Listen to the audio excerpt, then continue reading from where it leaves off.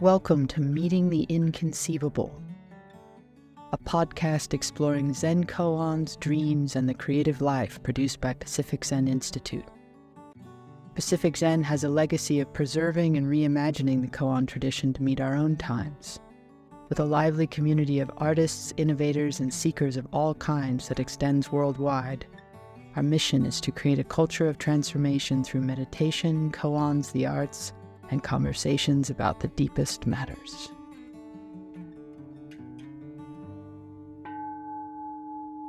In this episode, Roshi John Tarrant dives deep into the heart of Zen by guiding listeners on a vivid journey to meet the great being of wisdom with its clear-eyed stare and unflinching questions. Tarrant tells of the chaotic and difficult times in ancient China that birthed koan practice, and considers how these vials of ancient light handed down over the centuries can help us find our own way now. To advance from where you can no longer advance and to do what can no longer be done, you must make yourself into a raft or a ferry boat for others. This is what great Ma Zu said, and this is what it means to have a practice in our times. Welcome, here we are. I've been away for a week, which sort of feels like about an eon. But we were away doing a Blue Dagon's cave session, retreat, where we were just meditating a lot and experimenting. What's it like to do like a retreat inside the digital universe? And it was kind of neat, actually, because we had people from all over, like Tokyo and Nairobi, and Santiago, and as well as exotic places like the UK. So, and it was sort of fun. And like the great person from Nairobi was saying she would do walking meditation through giraffes. So it was sort of, oh well, I go outside, I have woodpeckers and I have a fox, and she has giraffes, and it was kind of a lot of fun to all us be together. Or somebody was sitting in a trailer in Arizona, and things like that. So it was kind of, and instead of being all these, everybody's got their own individual temple is the thing. And so it made us very conscious of what a beautiful thing it is to have your house become an extension of this vast temple. And so it made me understand what we're doing on Sundays as well. So that was kind of cool, and it makes me happy to be here in this vast international temple with you. And thank you for coming. So I've been thinking, what are we doing when we meditate? And I've been I found myself reading a lot about the old Chinese teachers in the Tang Dynasty and things like that, which was, in the 700s and 800s. And meditation was one of the things they did. They felt like, well, if I'm steady and those around me are steady, then it opens gates that just weren't there before, And when the situation feels sort of, completely uncertain or impossible, in a way we have to submit ourselves to the current of life and be at ease as much as we can. And the decisions we make will just follow from that, And they won't follow from being more anxious and, this is a known thing if you're trying to even do elementary things like shoot a basketball or something. Worrying about it probably won't help, but practicing might. And so having a practice is something we do in meditation here.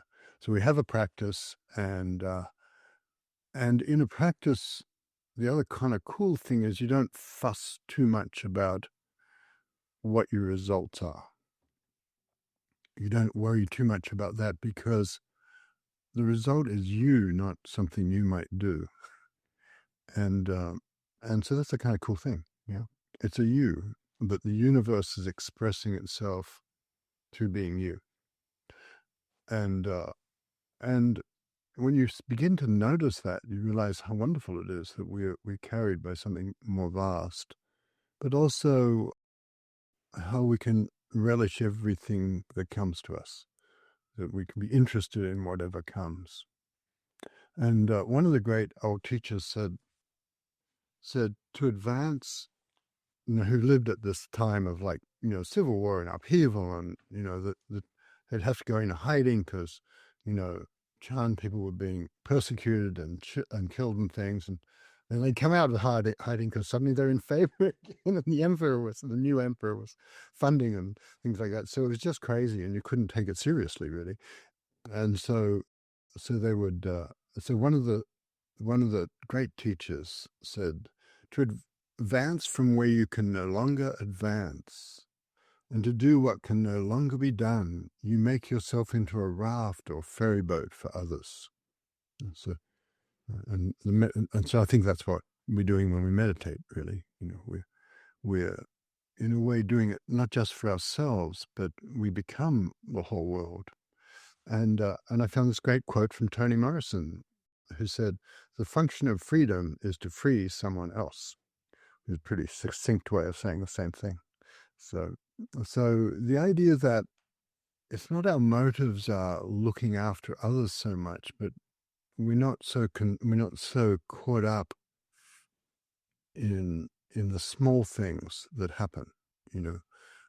We're everything happens against the vastness. So, I'll read a little poem which I got. This is a great Turkish poet who had everything happen. He got great awards. He has an autobiography poem in which he said, "I've stayed in grand hotels and I've stayed in prisons." And that was what his life was like. And he said, and this is on living. It's the first part of a longer poem. "Living is no laughing matter. You must live with great seriousness, like a squirrel, for example." Like a squirrel, for example. I mean, without looking for something beyond and above living. I mean, living must be your whole occupation. It's a good description of meditation. Yeah. Living is no laughing matter. You must take it seriously so much and to such a degree that, for example, your hands tied behind your back to the wall, or else in a laboratory in your white coat and safety glasses, you can die for people. Even for people whose faces you've never seen, even though living is the most real, the most beautiful thing. I mean, you must take living so seriously that even at 70, for example, you'll plant olive trees. And not for your children either, but because though you fear death, you don't believe it. Because living, I mean, weighs heavier. So, and the living, which moment are we living in? Now. Okay. You look at the clock. It's now again. Once again, it's now. Excellent. So that's Nazim Hikmet, one of the great 20th century poets. So now let's meditate together, okay? And we'll take a journey of meditation.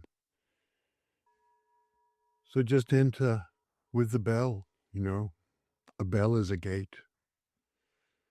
And as soon as you notice the bell, you're already through the gate. It stops everything. There's nothing to do, and there's no one to do it. There's just bell. Feeling the time, feeling the now, not finding fault with anything that rises in your mind or any moves you make. It's none of your business what your mind is doing. Very kind of refreshing thought.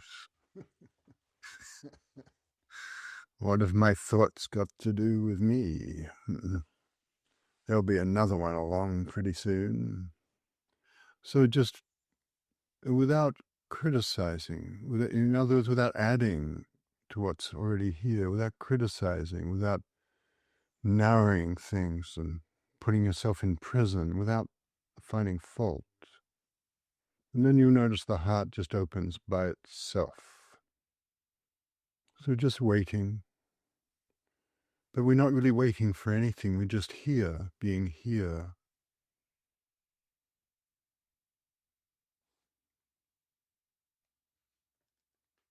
and you find yourself taking a walk in a park and it's midsummer, it might even be July in the northern hemisphere. And you're passing from the heat in the field under trees. You have a feeling you might have been here before, perhaps long ago, perhaps in childhood. A time when you are happy, with a feeling of happiness that has nothing to do with circumstances and whether things are going, whether you approve of things going the way they are, just happy because you're here. So you're walking, and so you come under trees in that dappled light, just the same light the Buddha used to walk under. And you just keep wandering through the forest, and it feels familiar. There's nothing specific, and the forest thickens, and the canopy overhead filters more light, and the path narrows, but it's still easy to follow, and you feel kind of alone in a solitary and royal way. And you hear hermit thrushes calling a sweet, repetitive song. And the path dips a bit, and there's a fountain that you certainly don't remember coming across, and it looks very, very old. And there are dragons running around the edge of it in moss. There are like dragons carved into it in moss, and birds come to drink out of it, and the water is clean and fresh. And the sunlight strikes through, and you notice there's a kind of blue glaze on some of the carving. And there are roses piled up high, and out of the corner of your eye you see an animal move. It seems very large, but you're not worried. You feel at peace. And steps appear, and you go down the steps. And the steps are old stone steps, and they're worn in the middle from many feet going down. And you keep going down, and you wonder about having to climb back up, but it feels all right and welcoming. And there's a glow ahead, and it turns out to be glowworms. And so you feel a light just coming to you, and then you realize there's light. You're in a cave, and there's light coming from the floor. It's like starlight coming from the floor and coming from the ceiling, too. Moonlight and starlight, even though outside it's a summer's day. And the light just pours into you. And a line, an old koan comes to you.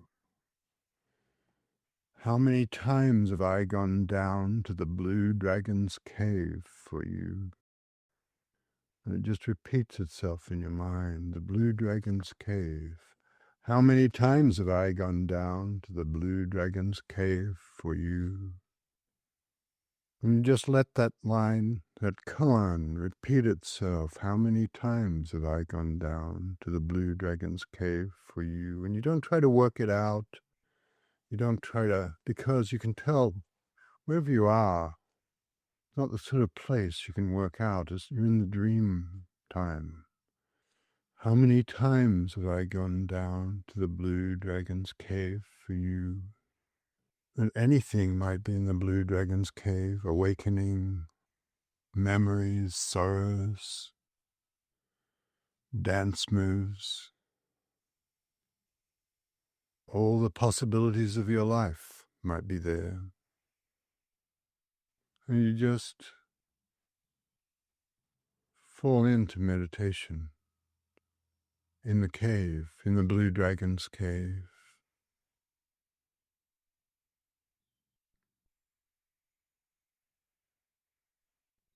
And when you wonder what to do, you realize, oh, the line just comes, and you just repeat it to yourself. So no matter what you think, you don't put too much weight on what you think and feel, because you're not trying to solve a situation. You're according with the flow of things in the universe, according with the Tao. How many times have I gone down to the Blue Dagon's cave for you. And your mind will do things. Oh my God, this is what my mother used to say. How many times have I done this for you? Or you think, oh, I go down all the efforts of my life, and I realize everything I've struggled for, it's beautiful. Or I realize I get caught and I obsess and I go back over things. So whatever is there, whatever rises in the heart, there is just the koan. You're in the Blue Dragon's cave, where different things are possible. And things are possible even if you do nothing. How many times have I gone down to the Blue Dragon's cave for you? So like in the Blue Dragon's cave, if your whole life is there, perhaps your whole life is blessed. Every struggle and confusion itself. For 20 years I struggled fiercely. How many times have I gone down to the Blue Dragon's cave for you?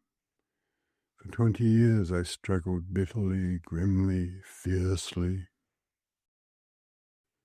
How many times have I gone down to the Blue Dragon's cave?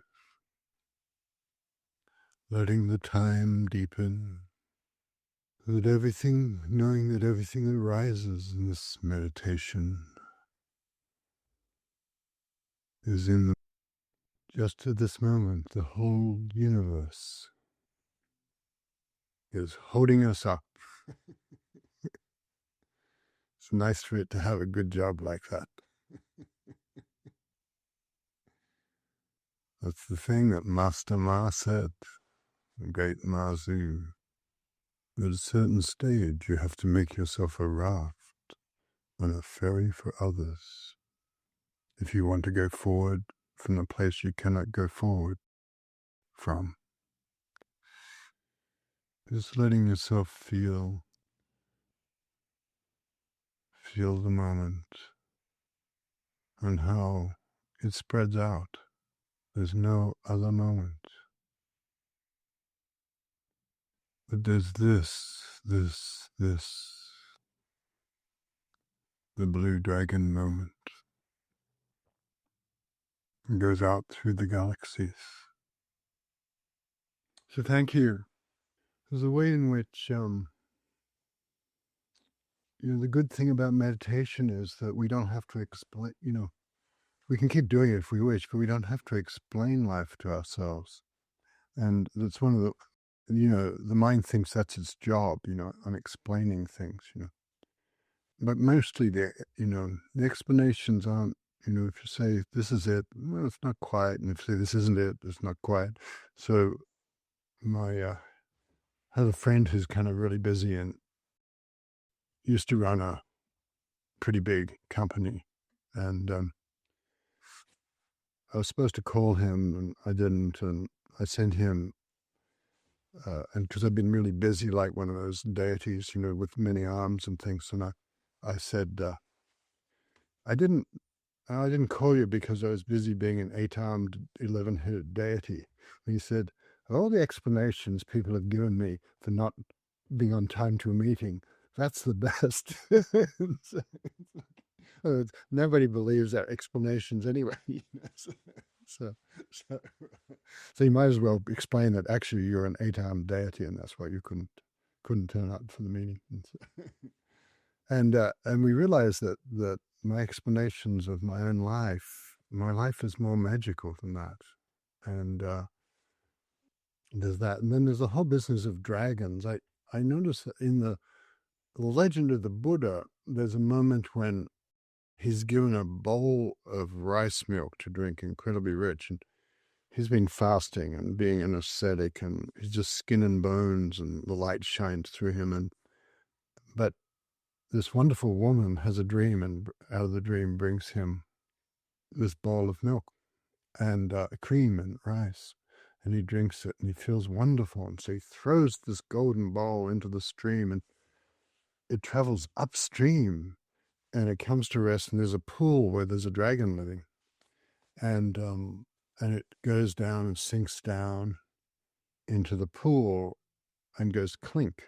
And the dragon hears it, the king, and says to himself, And it joins like 11 other bowls of previous Buddhas from previous universes. And the dragon says, oh, so soon, there's another Buddha here.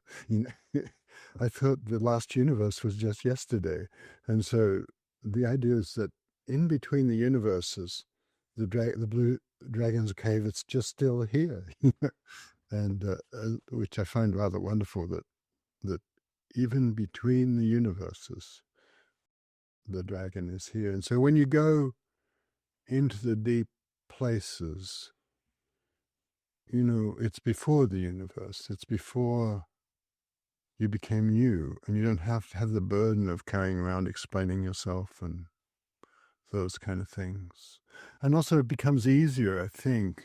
I like the koan here is in the Blue Cliff record, and it's a poem that has just stuck with me. I first heard it long ago when I was studying koans for the first time, and it became a sort of earworm for me. How many times have I gone down to the Blue Dragon's cave for you?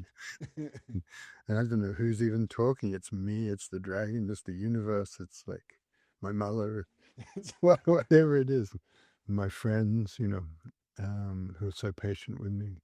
But it's just me, it's our lives and all the things, all the moves we make and all the journeys and the obstacles and things that we thought went well and things that we thought went badly. They're all in the Blue Dragon's cave. Nice thing. Nice to know there's somewhere that holds our whole lives and the totality of things. And so I'm going to read you a couple of things that Ma Zu said about this. Well, he said, yes, to advance from where you can no longer advance and to do what can no longer be done. That's a great explanation of what life is really like. And in the Blue Dragon universe, you just don't panic. Like if you don't panic, there's nothing wrong with. There's an impasse or an obstacle or a predicament. In fact, the whole koan tradition rests on the notion that predicaments are friendly. They stop us running around and being ourselves in the old way. They break us out of prison. And to advance from where you can no longer advance, and to do what can no longer be done, you make yourself into a raft or ferry boat for others. And there's a time, I think, if you're really interested in what it is to be human, what it is to live, as Hikmet says, as seriously as a squirrel, then you, to live as seriously as a squirrel, then you make yourself a raft or a ferry boat for others. And in a way, you don't consult yourself. So you don't know why. If you're helpful, you don't know why. But you try not to make more noise and madness, always good. So when you're possessed and immediately want to send that email straight back that you're enraged about, make yourself a raft or a ferry boat for others. And the idea that in a sense, comes a certain stage where in meditation where doors really do open and you understand. My favorite story about that is, this guy was lived with one of the great teachers, and every day the teacher would ask him, "How are you doing? How is it? What are you up to?" And he'd say these eloquent things about Zen and the Buddha and the cosmos, and the teacher say, "I don't think so." But he was the teacher's personal attendant, so he would get a chance to ask questions all day, and they clearly had a very intimate, close relationship. And the teacher had also, and the teacher said these such wise things that his attendant used to write them down, and the teacher forbade anybody to write down his words because he wanted people to really take the words in rather than having them pass from his mouth to the teacher's paper without passing through anybody's mind. So he wanted to have people really get opened by the words, but the student didn't believe him, and so he wore a paper robe and he'd rush off into the next room and write on the paper, write the widest things. And the teacher, every day for 18 years, the teacher would ask him a question. And then one day, the student said, I got it. and and the teacher said, well, tell me about it. And he couldn't. But he did get it, and but he understood it only for himself at that moment. But the gates had sort of opened, but he couldn't yet express it. And then, so he hung around for 3 more years. And then after that, he could make himself a raft for others, and he went off and taught. But the idea that sometimes it's just, it just appears. The gate opens, and it just appears. The Blue Dragon's cave opens, and everything you're afraid of might be there, but you're not afraid of it anymore. Everything you remember might be there. And the difficult things, they're part of your journey rather than some distorting, damaging thing, And the joyful things, they're not really credentials, they're just joy, like that. So I want to read another poem this is about an old thing. This is Lucille Clifton.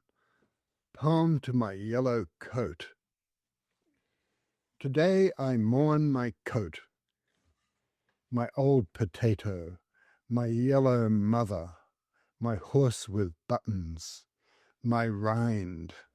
Today she split her skin like a snake, refusing to excuse my back for being big, for being old, for reaching towards other cuffs and sleeves. She cracked like a whip and fell apart, my terrible teacher to the end. To hell with the arms you want, she hissed. Be glad when you're cold for the arms you have. So the domesticity of the old coat that you can't give up just completely splits. And here's this other kind of nice thing about things breaking and mending. This is somebody put this out in that Pacific Zen list. I'd like to thank them, but I can't remember quite who it was now. They're probably on it, but thank you.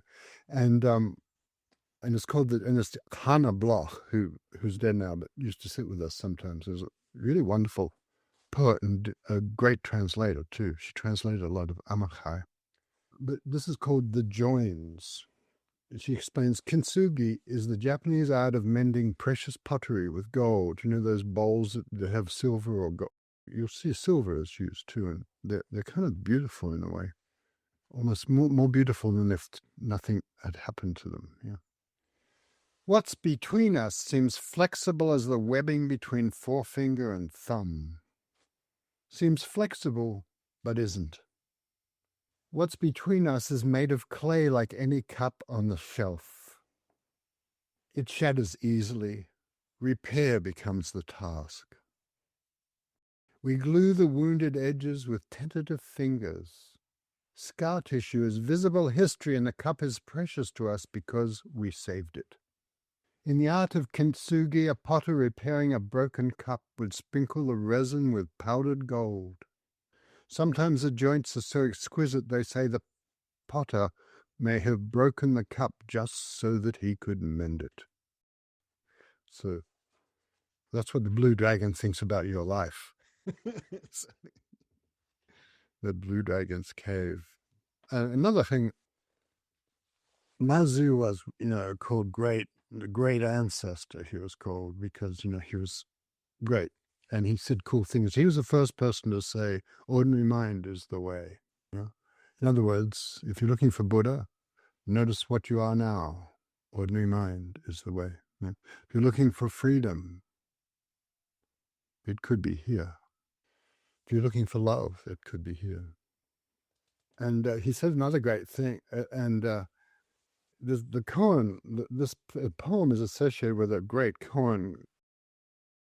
A sun-faced Buddha lives for 1,800 years.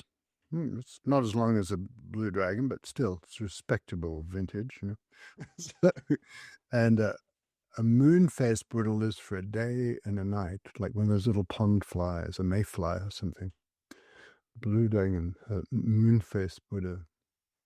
And so when great master Ma, he was actually dying, but you're never quite sure necessarily when it's going to be, but he was a day or so away from dying. But he was out in the courtyard taking in the sun, and I think it was the treasurer of the temple ran into him and said, "How are you feeling? How are you?" And that's one of those great questions. How are you? Yeah. How are you? And it goes down to the bottom of the universe. How are you? And Ma said, sun face Buddha, moon face Buddha. Yeah. Sun face Buddha, moon face Buddha. So, yesterday I was pretty sick. Today I'm feeling a bit better, nothing. But the idea that, it's all in the Blue Dragon's cave. Sun face Buddha, moon face Buddha. And he said some other things. He said, Matsu said, somebody else asked him, how are you? One of the great teachers who he made lot of great teachers studied with Ma and went off, and somebody sent one of his students to ask Ma, how are you?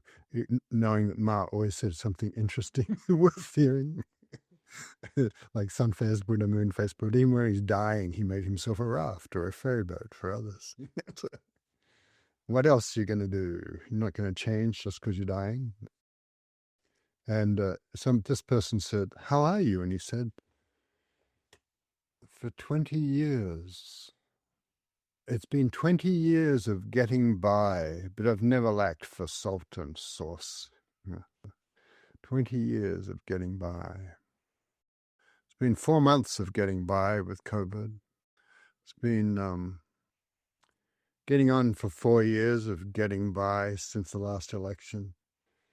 It's been a long time of getting by since we realized weirdness, that climate was in trouble, And so we have to live, we can change what we can change, but also we have to live in and make a raft and a ferry boat for others, for the children to come. We have to do what we can here, here. And where are we? We're here. So doing that. So good. So having said that, I wanna ask a couple of questions. There's a lot of wonderful teachers on today, and I'm probably not going to get to ask all of them something, but I'm going to ask. I know Sarah Bender wanted to say something, so I'm asking her to unmute herself. I wanted to say something. Well, I don't know. I wanted to say something. What's the difference? You said you had thoughts about Mazu, I remember, and it was interesting. We had a conversation. You can also say that. That's just being curious about.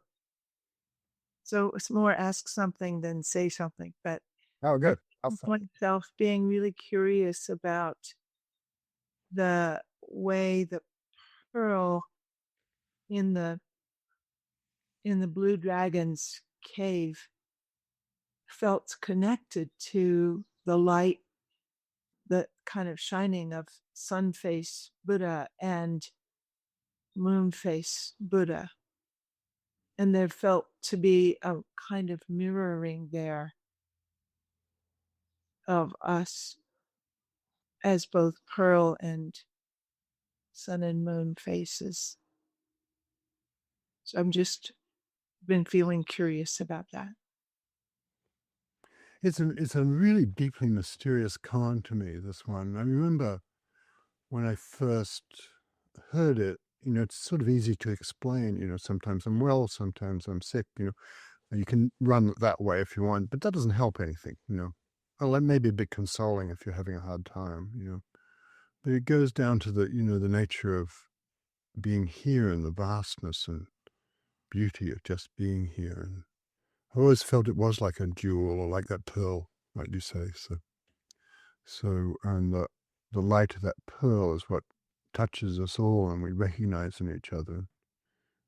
Everybody's got that. You can't fall out of the light of that, or you can't fall out of the regard of the Blue Dragon, no matter what you do, I think. I also, we had another cool thing when we did our retreat this week. We had everybody somehow did a great job teaching, I think. Like I felt, anyway, I learned a lot from listening to people teach, and so it improved me. and and one of the kind of cool things was we had two people who'd never taught session before, two teachers coming on. I don't know if they're interested in saying anything about what they're up to or what they're feeling or something today, but I thought I'd. And Michelle Riddle is one, and I know she's on here. If she's still on, I don't know. Yeah. Hi. Hi. It was a great retreat. I had a great time. I think I'm going to say something. We spent a lot of time in the Dragon's Cave during the retreat, but then we just spent time in the Dragon's Cave right now. So the Dragon's Cave was new this morning for me. And in it, especially, I noticed I have a question. The sense that something you mentioned about things are possible if you do nothing, which is one of the characteristics we discussed of the dragon. And then I noticed trying too hard appeared in my cave at the same time as doing nothing. And and so that, I don't know, those sides of things, like it's a big thing that's up for me. What is it if I'm doing nothing, what's possible? What's possible out of my doing nothing? And that was in my cave along with my adorable 3-year-old grandson, who was the very first thing that was in the cave today. So I don't know. I don't think that exactly addresses your question, but that's sort of what's up for me. Good enough. Thank you. That thing about doing nothing is great. I remember there was a period when I had a lot of trouble with my teacher, and my teacher would send me these kind of messages that I took poorly, and and so I'd be really disturbed, and I'd stay up in the middle of the night, and I'd write this long letter or email or something to him, and then I just erase it. Doing nothing was, but in a way, writing the letter got me to realize that what I was feeling was absurd, but I needed to do that, and it was sort of rather fun in a way.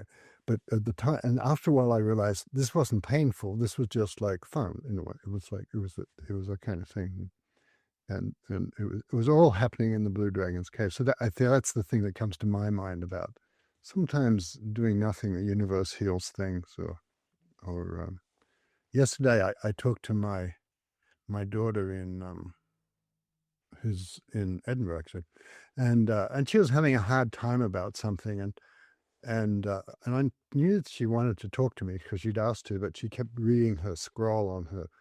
Well, she's clearly had me on split screen, and she was reading the screen and scrolling down through things, and I noticed that. Oh, and I kept asking her how she was feeling. I noticed that was completely the wrong way to go because she just didn't want to talk about whatever was going on with her. Was it caught her. And so, and usually she's hip about, and she was hip about that, but she did want to talk to me. So I started telling her stories. I told her stories about the Blue Dragon's cave, and I told her stories about, and then gradually we just came into sync, or I didn't address like, why are you reading?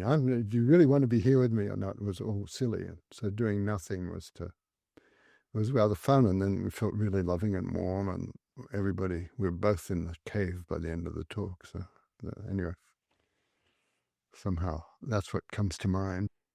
Tess Beasley, another person who taught in a session for a first time, so in a retreat for a first time.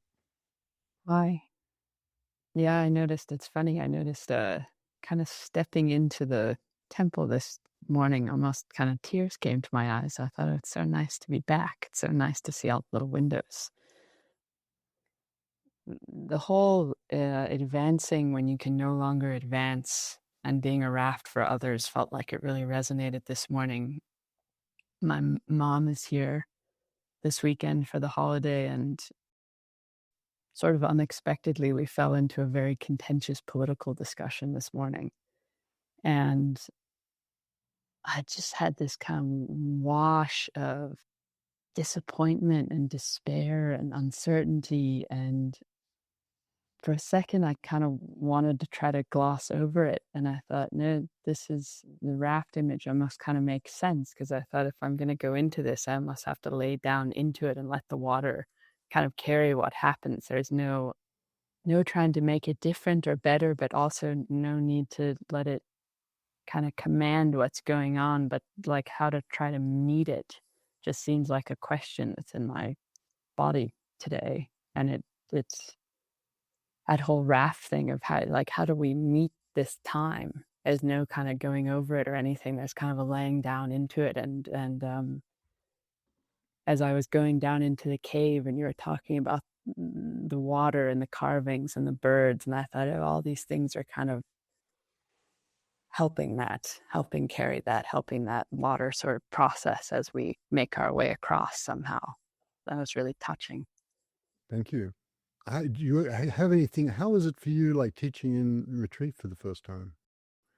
Oh, it was really tender and beautiful. I was noticing how much the chance of doing Dokusan interviews with everyone sort of made the idea of giving a talk something completely different, because all these people had shared with me their hearts and concerns and all these things, and I could then kind of imagine in a different way, I think, how I might reach them or speak to them or be a raft or something like that. And so it felt, and I also just found myself just feeling delighted and intrigued by all the strange things that were happening for people, and the dance that sort of felt like it arose as we were just feeling our way deeper and deeper into the retreat. I loved it. Thank you. Excellent. Good. And we came out of that retreat thinking, wow, we'll have to do this again, and feeling, wow. Also, we were really tired because somehow we were doing some, I don't know why I was tired, but in some way, it was just interesting, because I actually felt it was kind of interesting because the field constituted itself, like there's an invisible field that when we're all in retreat together, and I felt that really happened, and you can start to have coincidences, and your body can feel each other. We were thinking that wasn't going to happen on electronically like this, but actually it did, and it was amazing and magical. It was kind of, and then other things were kind of fun, like somebody was meditating with a skeleton beside her and had her robe was on the skeleton. Things like that were fun. Or someone else was or Michelle was teaching from outside, like, and you could see hear the birds and things like that. And so you do these fun things, and the temple got bigger and bigger, and including the drafts of Nairobi and so on. So that was good. And so in any ways, there are mysteries we're walking through to find out how we do this here in this environment. But did you want to say anything else about? Mostly just that I think one of my favorite parts of the whole weekend was how no one wanted to hang up. At the end, everyone kept the thing we thought was going to be the most difficult. People have to spend all this time on Zoom. People kept kind of like, well, okay, well, we'll see you around. Right. So, yeah, it was very intimate and loving. Oh, that was the other thing. Tenderness came up, a feeling of like I felt like, which is really interesting, because the mind might go to in the other direction for electronic connections, but there's a feel of intimate tenderness and love, and it's kind of always nice work when you can get it. So, yeah, so thank you. And maybe one more thing. I think this conversation and what Tess was just saying, and you were just saying about the tenderness, has something to do with that thing that's been hanging with me, and that I think, and what you said about that's what the dragon thinks about your life, like Kinsuke, that sense that your life is pearl to the dragon, that your life as it is precious to the dragon, and that sense of relationship of Ma's constancy to the dragon, so that Ma's sun face Buddha moon-faced Buddha is like a reply to the dragon. So it's almost like a yes and thank you. Thank you. It's moving. Yeah. I want to ask the squirrel. David Weinstein loves squirrels and feeds them and cultivates them, and they like him. And so I read that squirrel poem for him. And David, is there anything you want to say? Thank you for reading the poem. And yeah, I was hanging out with squirrels just before this began. The something that Sarah said has been with me, something similar to what Sarah said, as I've been appreciating that the dragon is guarding a pearl, which I didn't hang out with much during the retreat, but have been since, and how, yeah, guarding the pearl, which sets me up with this state of mind that thinks that it's going to be difficult to get it because the dragon's guarding it, and I have to go into a cave, which seems kind of scary, even if there isn't a dragon. And how the cave is littered with all of this stuff of mine, good stuff, bad stuff, like you were saying, John. Everything's in there, and I got to get to the dragon to get the pearl, which feels daunting because the dragon's guarding it. But I got to get all this stuff out of the way so I can get to the dragon. All of these things that I've, good things and bad things I've sort of thrown down into the cave that get in the way. And how some of them look like it's like a snake skin. You don't want to touch it because it's going to be slimy. But then when you do, it's wonderful like that. And I'm picking them up, you kind of hesitantly because I don't want to touch it. But then when I pick it up, it's like, oh, this is nice. I almost don't want to put it down, but I move it out of the way. And then there's things that kind of the opposite. They look like there'd be wonderful things to touch, but they turn to be kind of slimy and sticky at the same time and difficult to put down. But then I get to the dragon finally, and yeah, the dragon just gives me the pearl. And how it reminds me of that other koan I was hanging out with about how the storehouse of treasures opens by itself. The dragon just gives it to me. So, yeah, thank you, dragon. Thank you, David. I have this feeling that when you finally get to the dragon, then the dragon says, very good, you're the next dragon. Yeah, I figured you're right. So yeah, thank you. We have other people like John Joseph is on and Al Satwell's on, and I know Sandra Palmer's on. If anybody wants to say something, we have a couple of minutes, and then we've got to go on to our next meditation. But John or Allison or anybody want to say anything? Yes, I'll say something. I was thinking of the Nazim Hikmet poem that you read, and not the line about the squirrels, but the image of planting the olive trees, and planting the olive trees not for my children.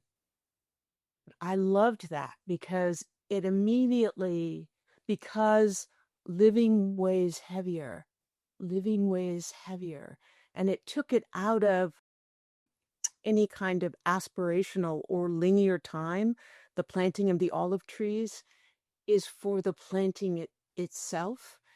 And I've been working in the garden, cleaning up the yard about in these last 3 months in COVID. And there's this one place where there was a tangle of weeds, and it was very hard to get the weeds out, and it was where part of the irrigation had been leaking. And so, grimly, fiercely, how many times did I pull those weeds out to get to the leak in the irrigation? And I was able to plug the leak, but it wasn't so that the irrigation would stop leaking. It was because living weighed heavier on me. Yeah. That's it. Thank you. When we were going down into the cave of the Blue Dragon this morning, this beautiful, image and my clothes washer to the right was going wham, wham, wham, wham, wham. My dishwasher to the left was going wham, wham, wham. And my unfinished deck project in back of me, it just reminded me that with this temple, this virtual temple, we come into our ordinary life, into our ordinary mind, and it doesn't allow me to compartmentalize, to say that's a retreat that is special and I'm sequestered and cloistered and now I can work on my practice because I'm away from the world. This forces us to enter our practice in this very, very ordinary life. And so it's really nice that way.